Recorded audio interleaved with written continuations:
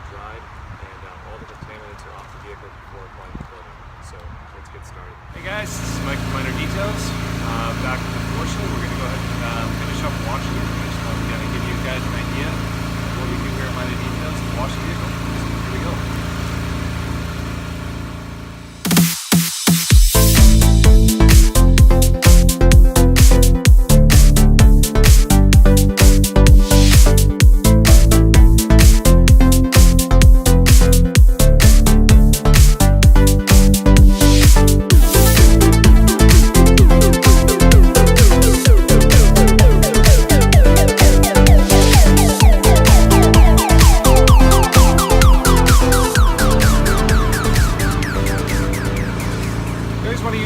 Microfiber towel, and in your wash buckets you want to make sure you have a car wash bucket and a wheel wash bucket.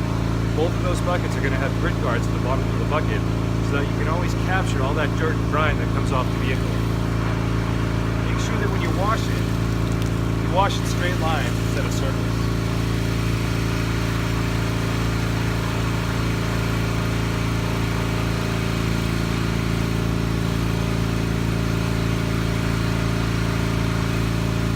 You want to rinse out the washman periodically to make sure all that dirt that you're picking up off the washman is taken off into the bucket.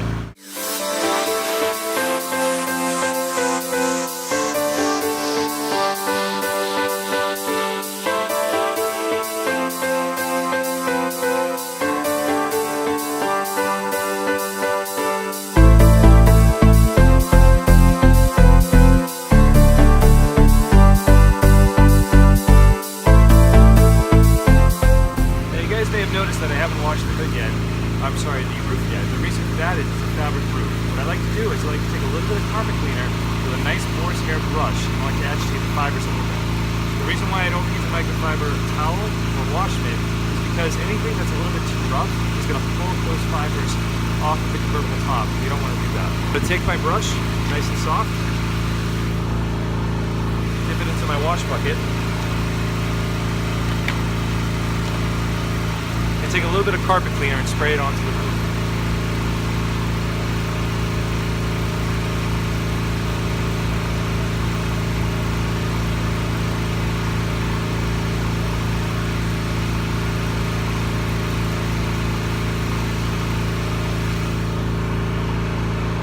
Now I'm just going to agitate the fibers section by section and rinse the whole car.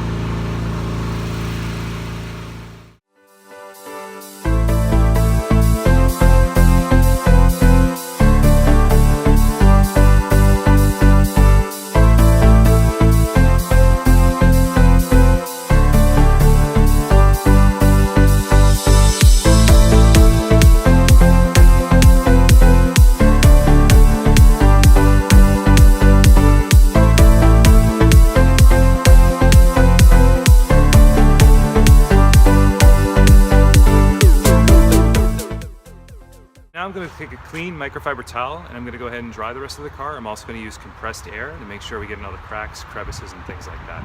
For the wheels, I'm going to apply a little bit of degreaser, and then I'm going to use my wheel woolies and really get in the cracks and crevices of the wheel really well and just wash it down.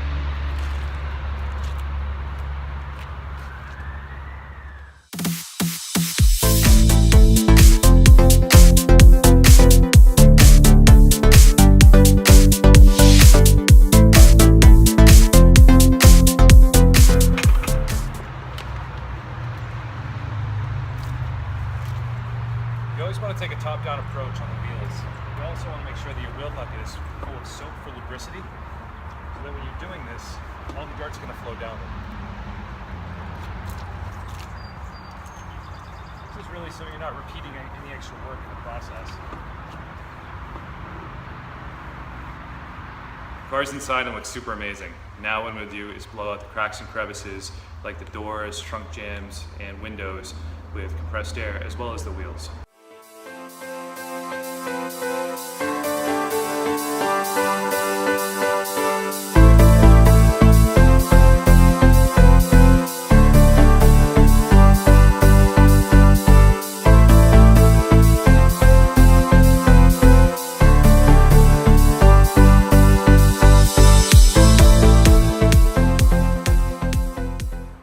How's it going? So now that the wheels are looking great, the car's all dried off, it's ready to go, I'm gonna go ahead and take a new clay bar for this vehicle, and I'm gonna go around and I'm gonna get any spots that I feel any kind of contamination against the paint. Now this is a brand new car that came from the factory. It's got about a little under 200 miles on it. So I'm gonna go very lightly across the paint if I find anything. Just keep in mind that whenever you introduce a foreign body to the paint, such as clay, it does take off all the decontamination, but in effect you're also taking off layers of clear coat with it. Very minute, fine layers, but you're taking layers off nonetheless. So the biggest thing is the least amount you touch the paint is the better. So I'm gonna go ahead and search for any imperfections, take those out, and then go from there. Hey guys, so I don't know if you can see behind me okay, but I have what looks like 5 HID lights that I set up just to make it easier for me to go ahead and find all of the imperfections within the paint. So the swirl marks, even though this is a new factory car that came off the assembly line, what happens is once the protective layers of the plastics are peeled off at the dealer and the detailers go ahead and do their thing, usually most detailers, what happens is the methods that they use to go ahead and clean those cars using terry towels, brushes, hard bristle brushes when they're washing, things like that. The wash process will go ahead and initiate a ton of scratches into the finish. So even though this car has less than 200 miles on it, we're gonna see some imperfections in that paint. So I'm gonna go ahead and look for that now. And what the next couple of hours is gonna entail is basically going over the paint and imperfecting all the imperfections and making this paint flawless so that I can go in and I can put the coating on the paint. So actually taking my HID lights here, and I am looking for any particular imperfections that I can possibly see. So I haven't done this. This is kind of my first pass on the vehicle. Again, this vehicle's got about a little under 200 miles on it. I'm just kind of going over it. And this is kind of what I'll be doing for the duration of this exercise. But actually, here we go here. So if you guys can see it from this angle, kind of lift up on the lights a little bit.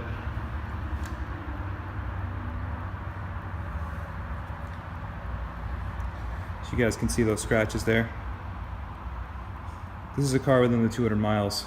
So again, this is something that I'm going to have to kind of look at as I go through and just make sure that all these potential scratches are taken care of. And having these lights will help me significantly identify these spots. So I'm gonna go ahead and do that now, do the rest of this, and show you some before and after shots. I'm actually kind of in the semi-darkness here. I shut all of my overhead lights off. And the reason for that is because what extra light does is it takes distraction away from your eye.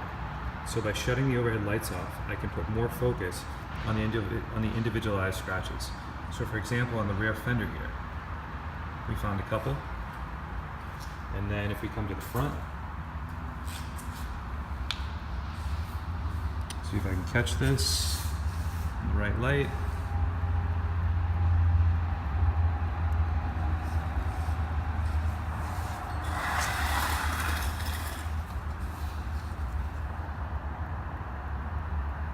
We found some more here.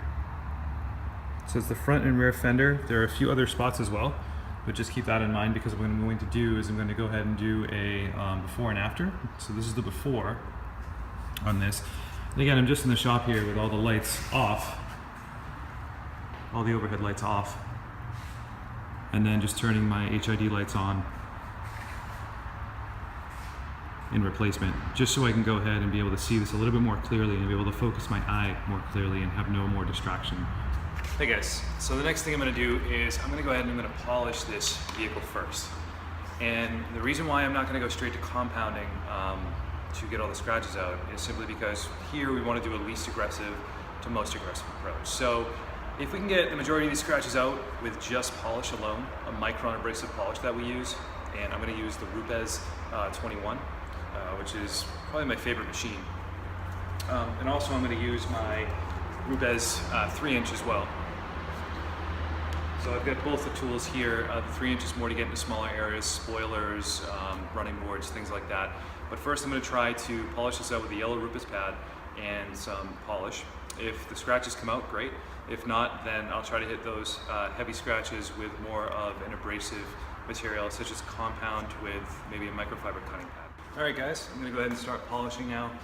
So with this, you just have to remember that you wanna go ahead and prime and season this pad, which basically means you wanna make sure you get all the polish around the entire edges of the pad so that that pad will actually do the majority of the work.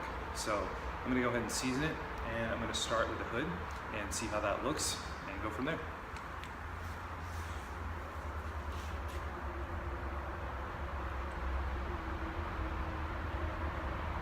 Usually the way I season it, just add some polish to the pad and simply just massage it into the pad. So you want to make sure that every bit of area is covered with polish, because if it's not, that means that that pad isn't working to its fullest capacity. So after the pad is seasoned, add just a little bit more. You gotta make sure you're watching for residue control as well. You don't want to add too much where there's so much residue buildup that that pad isn't actually working. So I'm gonna go ahead and start with the hood and see how it looks.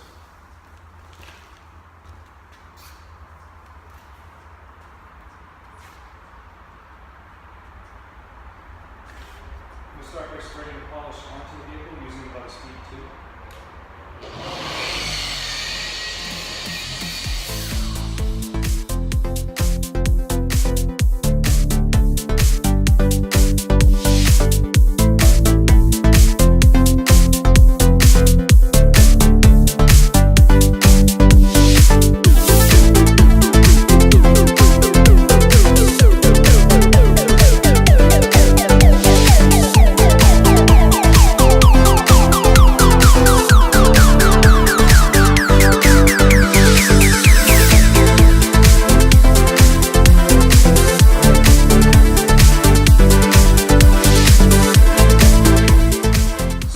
After the polish process, I can still see, I don't know if I'm picking these up in the light, that there are still fine scratches like these that are embedded in the clear coat of the paint.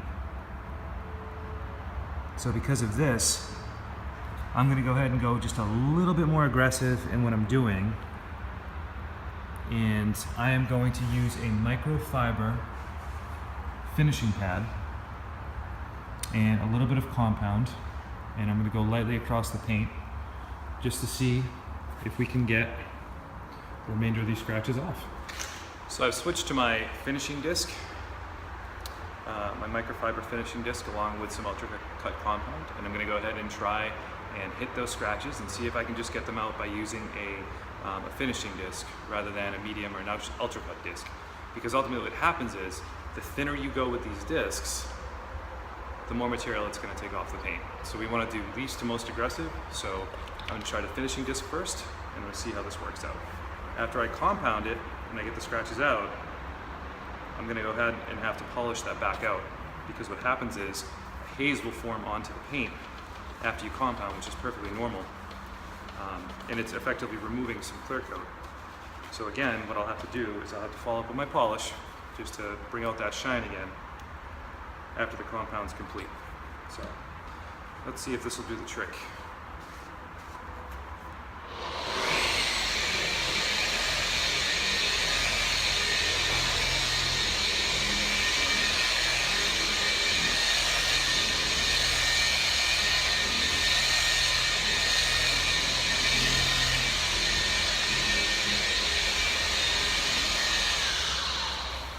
So I've massaged in the compound. What I like to do is always make sure that these fibers are standing up straight, because once they're standing up straight, that means they're effectively actually doing work on the paint. So I'll either use my hand or I'll use a brush to do so. But there's not too much residue on this pad right now, so I can go ahead and I can use my hand. So now that it's massaged in, I'm not going to use the slow strokes like I would normally use if I was going for a major correction, but I'm going to use slow enough strokes where there's actually going to be work being done and the scratches should be removed.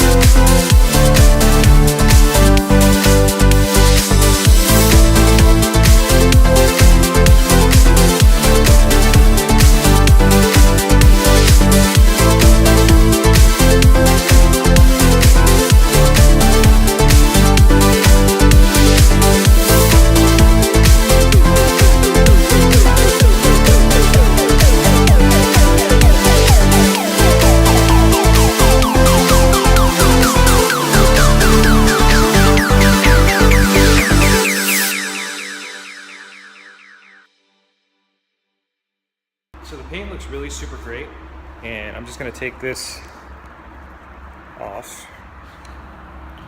And just to show you guys.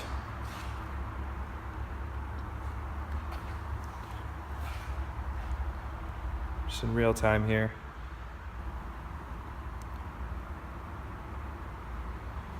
Looks super great, about 90% better, but there are still a few spots that I want to go ahead and get. So I'm probably going to do one more pass. So it could take a few hours to do, so I'm going to go ahead and do one more pass on it and see how that comes out. And I'm going to go ahead and do the rest of the car and show you the finished product when I'm done.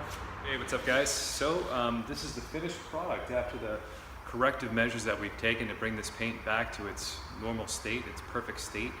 So now we're going to go ahead and apply the C-Quartz coating, and the way it's applied, it's usually in a crosshatch pattern. We're going to wrap the applicator with some suede cloths and get to work doing that. One panel at a time, letting it cure probably for about 3 to 5 minutes per panel, and then wiping it off. So the next step will be to do this panel for panel, and then what we'll do is we will show you guys the results. So stay tuned. Well guys, she's coming along really nicely. Just want to give you guys an update on this. We are officially done with the coating on the exterior, and I'm going to let it cure for a really good amount of time, but it came out amazing.